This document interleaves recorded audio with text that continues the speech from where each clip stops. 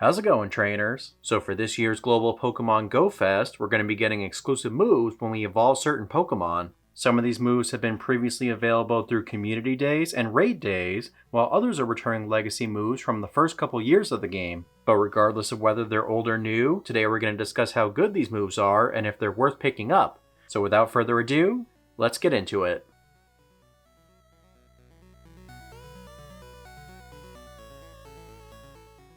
Welcome back, everyone. So the final Go Fest event of the summer is coming up next weekend, and since this is the finale, this one is going to be jam-packed with tons of awesome features. Everyone will have the chance to start collecting Mega Rayquaza energy, and the spawn pool for this event is actually pretty decent and one of my all-time favorites of all the global Go Fests. Now with these and all the other exciting features happening all at once, it may be easy to forget about some of the lesser features, like the exclusive moves you can get for evolving certain Pokemon. In total, there's going to be 8 different Pokemon getting moves next weekend, which is a lot to keep track of along with everything else that's happening. Well, don't worry, trainers, because today we're going to be going through all these moves to determine if they're going to make their Pokemon a useful champ or a worthless chump. So let's jump right in with our first move in Pokemon, being Bug Bite on Butterfree. This move will be obtainable by evolving any Metapod in your collection during the Go Fest hours. Now, Bug Bite itself is actually a slight improvement for Butterfree in PvP, since its previous bug moveset made use of the less effective Struggle Bug as a fast move. Now, while Bug Bite isn't the heaviest hitter when it comes to damage, Butterfree will generate a bit more energy and be able to fire off its charged attacks more quickly. So this move is going to prove to be a nice boost for the Butterfly Pokemon. However, this move won't exactly make Butterfree a top contender. Unfortunately, its stats are just too low for anything outside of the Great League, but even then, there's going to be too many Pokemon that counter it. Plus, Butterfree has access to Confusion, which is a far stronger fast move with a lot better coverage. Perhaps it could thrive in a special bug-exclusive cup, but for the time being, I don't see Butterfree taking a bite out of the competition. So next up, we have Sandslash, which will be getting its Calm Day move, Night Slash. Now, unlike our previous Pokemon, this move is actually going to be a great addition, giving Sandslash a decent bait move to add to its arsenal. Plus, this 35 energy move can buff its attack stat, making any earthquakes it throws out even more oppressive. Now, while this is going to be a nice buff for Sandslash, there are a couple setbacks that limit its performance. Since Sandslash doesn't have a dark secondary typing, it won't have the same type attack bonus when using this move.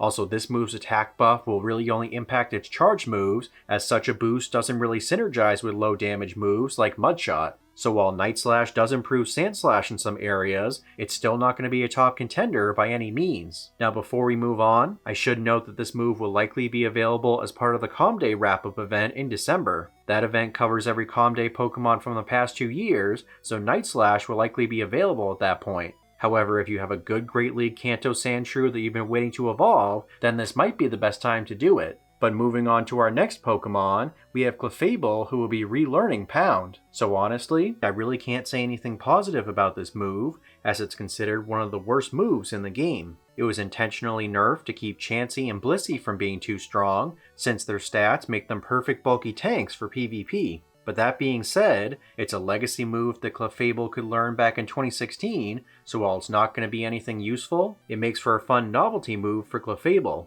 Though if you ever want to use it seriously for PvP, I'd recommend opting for the high energy Fairy Wind or the high damage Charm attacks. For our fourth exclusive move, we have another returning Calm Day move, being Earth Power on Flygon. This powerful ground move has helped every Pokemon it's been given to, and Flygon is going to be no exception. Its best moveset is Mudshot paired with Earth Power and Dragon Claw, so this seems like a done deal, right? Well, not exactly. While this move does help Flygon quite a bit, its stats aren't the best for PvP.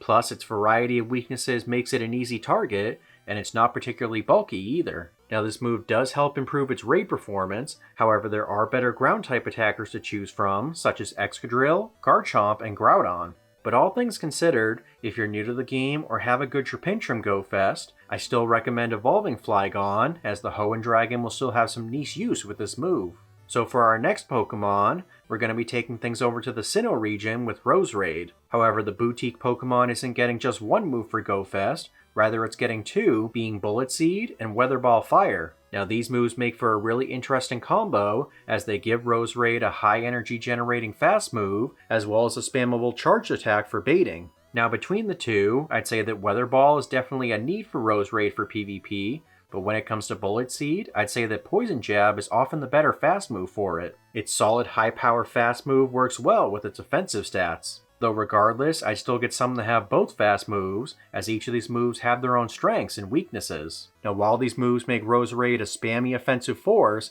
its frailer stats make it a mixed bag for the great in Ultra Leagues. Though despite this setback, these moves are going to help it out a ton, so getting them will be essential for Roserade. But next we have another Sinnoh Pokemon getting an exclusive move, and that's Lickilicky getting Body Slam. Now Lickilicky isn't the most used Pokemon for PvP, but if you want to use it, you'll definitely want Body Slam. It's a cheap but strong normal type move that gets the same type attack bonus, and it gives it something to throw out at a decent pace. Now between the three formats, Body Slam Lickilicky is going to be most used in the Ultra League. Its combination of Lick and Shadow Ball make it a great counter for both Ghost and Psychic types. Where it falls short though is its rather heavy investment, as those XLs are far better spent on a Great League Lickitung.